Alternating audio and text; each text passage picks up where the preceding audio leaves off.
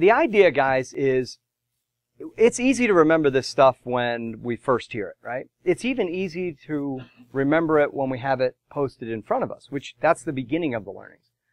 The game is how do you learn this at such a core level that on your tiredest day, when everything seems to be going against you, that you can pull this card out, remain a professional, move the person forward, and still have an opportunity to get paid, okay? Because at the end of the day, most of what I just put up there and most of what we hear has very little to do with us or you as an individual.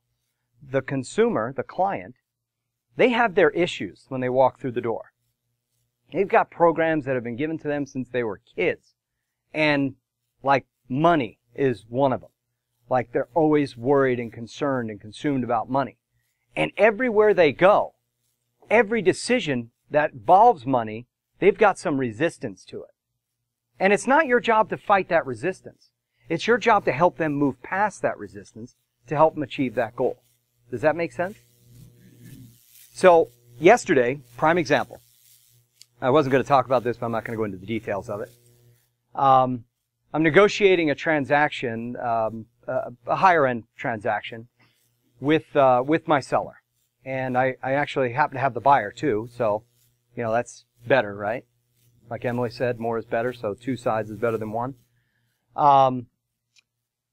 Bring him a great offer. I mean, the kind of offer when you write it, you're like, oh yeah, you know, you feel good. Like this should be a deal. The seller gets back to me, and via email, I call that the chicken card. He says, we've got a deal if the buyer will pay all the commissions. And I brought a good offer. A really good offer. And so I had to let him know how I felt. Okay, I said, man, you're killing me. And he replied back, you're killing me.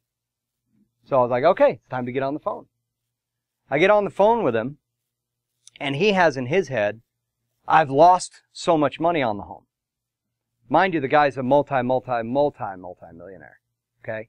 It's pocket change, truly, for him.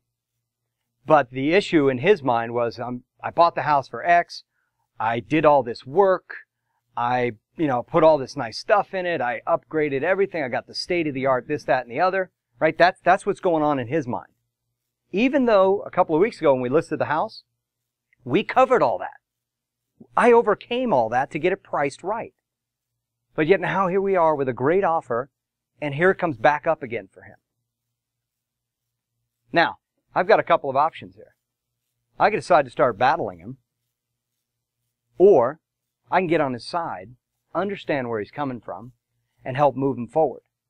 So as I was talking to him, and I'm saying, hey, I get it. I understand. I don't blame you. This is a lot of money. Regardless whether it's this buyer or the next, I have to really understand where you're at in your thinking and what you want to achieve.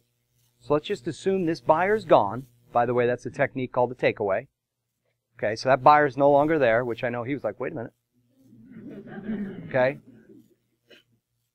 But what I connected with, I said, help me understand what it is you want to accomplish. And he says, just this is what I want. Okay, resistance still. So I say, I get it. I'm cool. Look, I've got to sell this deal to somebody. Whether it's this buyer, the next buyer, or the fifth buyer from now, if I don't understand what you're trying to accomplish, I'm never going to be able to sell this deal for you. So let's talk about it. Help me understand. Where are you coming up with? Within about 5 minutes, he had come full circle, and he was at peace. And he was okay. We closed the gap on this ridiculous thing that he wanted into a very small one, and we're able to make it happen. The key is, I could have immediately been like, oh man, I'm all this money or this deal or the drama. And I'll tell you what, I'm tired yesterday. I was working hard. It would have been real easy to go there. What I want you to remember is stay poised. Stay poised at any cost. These objections that come up, or these statements, or these things that are thrown at you, hang with them. Be okay that they came your way. Because I promise you what it means is there's an opportunity here. Most agents will stop. Most agents will build a wall up. They'll create a barrier between the client and themselves. Our job is to make them feel like we're one. What is sales? And this is a discussion. What is sales? I just want input. Talking to people. Talking to people, yes. What else do we have? Persuasion. Who said that? Yes. What was that other one? Consulting. Good. The definition that I wrote down, not right, wrong, good, or indifferent, is influencing the decisions, actions, and or opinions of another. Influence the decisions, actions, and or opinions of another. That's our job, gang. Stop thinking it's about you, because it's not. You're just a conduit in which something is going to occur. Okay? What makes a salesman or a saleswoman, a salesperson, effective versus ineffective? So what makes a salesperson effective? I'm sorry? Knowledge. Yeah, you got to know what's going on. Asking questions. What else? Listening, yes. Skills. The ability to sell. Excellent. What I wrote down was intentions, commitment, rapport, and trust. Intentions, commitment, rapport, and trust. If you don't have those, you will be an ineffective salesperson. The technique we're going to cover today is going to allow you the opportunity to be closer to your prospect than probably anybody else that they know is. And it's going to be a good thing. It's going to be good for you and good for them. What I want to be clear on is the difference between manipulation and influence is your intent. The difference between manipulation and influence is your intent. I have said a long time ago that with the training that I have taken, and I figured out the other day, it's well over $200,000 that I've invested in my sales education. I could use that for evil all day long. I could. I'd have no problem doing some kind of Ponzi scheme, money making, pulling money out of people, and then at some point being in jail. Okay? It's the integrity piece. So what you're going to learn and what we're going to work on together, I want to make sure you get that this is all about helping people. I think I mentioned in the sales meeting that the ability to look somebody in the face and say, you have no business doing what you're thinking about doing because it is not in your best interest. We have to have that at our core. Without that, they're going to feel something different. They're going to pick it up. They won't know what it is, but their radar inside will pick it up. So we're going to cover a couple things today. One, we're going to cover how to connect with people so they feel that you get them in a way few others do. And we're going to also figure out how to separate suspects from prospects. Okay? Hey, if we're going to dig a lot of dirt, you better have a good filter, right? It's like, we want, oh, that's gold. We'll hold on to that, right? We hear the things through our filter, okay? Whatever comes into us is going to be read by what we know. Why, if I asked Levert, it probably would have been, and I would have said to him, no, the thing that you pull behind the horses. When you're with a client, do you really understand what they're saying when they say something?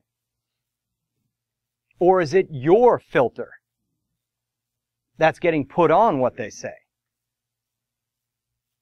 We're going to learn some responses like, and you can write this one down. Tell me more about that.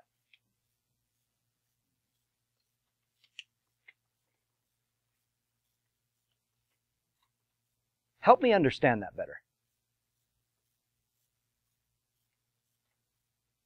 Let me get a clear understanding on what you're saying.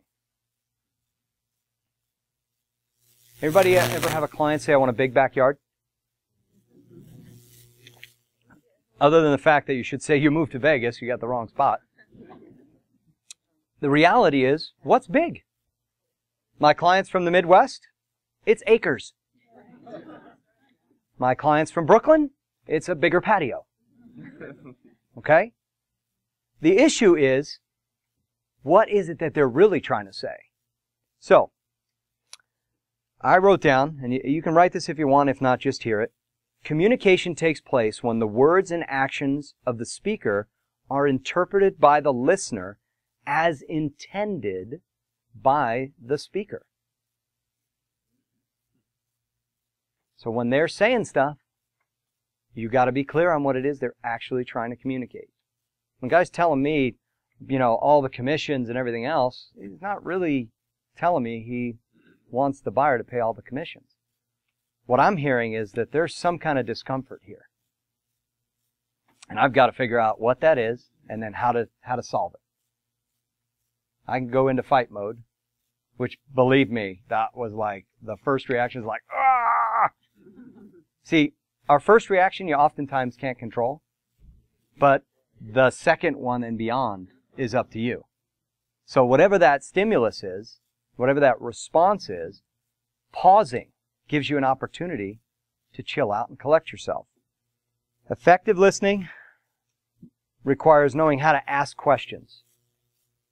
Effective listening requires knowing how to ask questions. Ask questions and you encourage conversation. Make statements and you stifle it. Ask questions and you encourage conversation. Make statements and you stifle it. I want you to put like a little asterisk on this next little statement I'm going to make. The key to be an effective listener. Hear with your ears. Listen with your eyes. Hear with your ears. Listen with your eyes.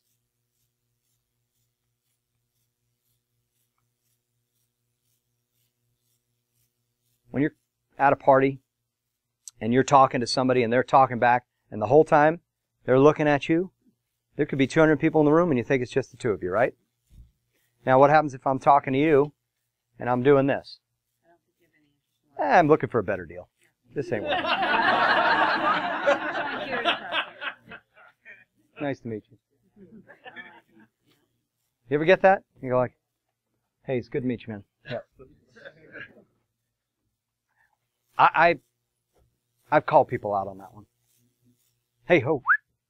Right here. We talking? Not, I'm cool. But if we're going to do this, let's lock in. You look at the people. You're asking questions. Tell me more about that. The eyes are the window to the soul. Right?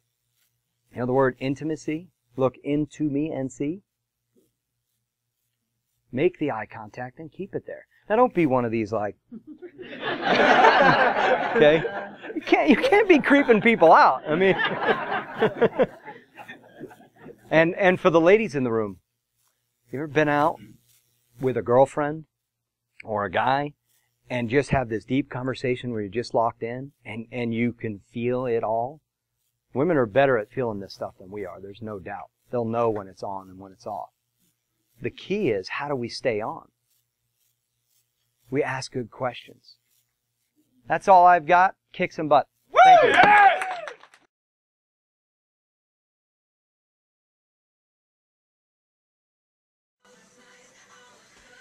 Hey, Joe. As usual, I've learned so many things from you in my real estate career. I think the most important thing that I got from all of your coaching was to remain in agreement, to the point where I keep a little tag by my desk so when I'm talking with hostile people or my agents, I can remain in agreement. So thank you, buddy, so much. I really appreciate you.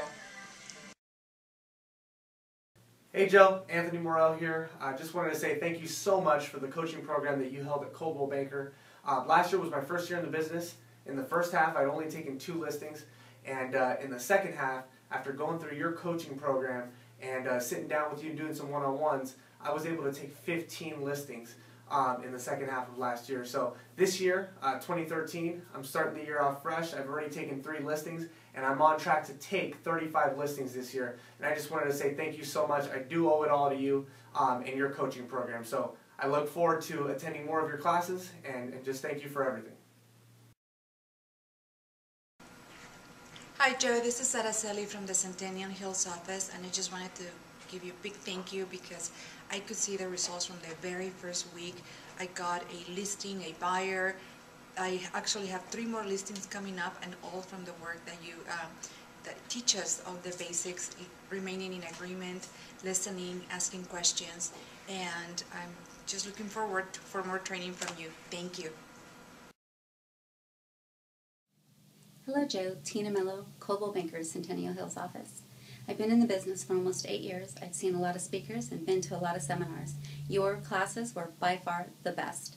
Thank you for taking your time and sharing your knowledge. I had a lot of aha moments in your classes that will not only help me excel in my career, but also in my personal life. Thank you so much. I greatly appreciate it. Hi, this is Nick Pulio representing Coldwell Banker here in Las Vegas, Nevada. I just want to give a special thanks to Joe DiRaffaele for putting on a great training. It was absolutely fantastic. Hey Joe, just so you know, I put 2 additional deals in place because of your training. Once again, thank you so much and looking forward to the next one. Hi Joe, it's Cindy Nesbitt here from the Centennial Hills office. I just want to say thank you for the wonderful training you gave us over the course of the past 8 weeks. It was very helpful. I like how you think, Joe. Thank you very much.